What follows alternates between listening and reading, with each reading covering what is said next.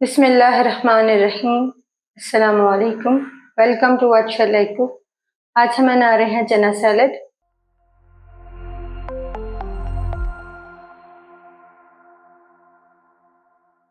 और उसके लिए लेंगे 2 कप उबले हुए चने, 1 बारीक कटा हुआ खीरा, 1 प्याज, 1 टमाटर, 1 हरी मिर्च, 3 टेबलस्पून दही, 1 टेबलस्पून नींबू का जूस, 1 टेबलस्पून बारीक कटा हुआ पुदीना, 1 टेबलस्पून हरा धनिया, हाफ टी स्पून नमक, हाफ टी स्पून काली मिर्च पाउडर, 1 टीस्पून जीरा पाउडर। बाउल में डालेंगे उबले हुए चने, खीरा, प्याज, टमाटर और हरी मिर्च डाल देंगे। हरा धनिया डाल देंगे, पुदीना, नींबू का रस डालेंगे,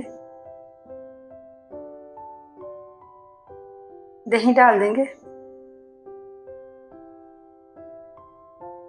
नमक, काली मिर्च पाउडर और जीरा पाउडर डालेंगे,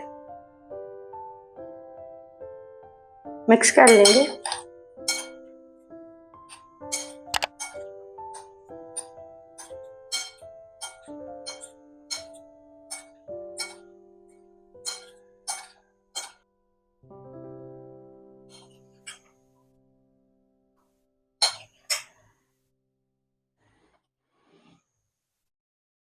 अल्हम्दुलिल्लाह चना सैलेड तैयार है।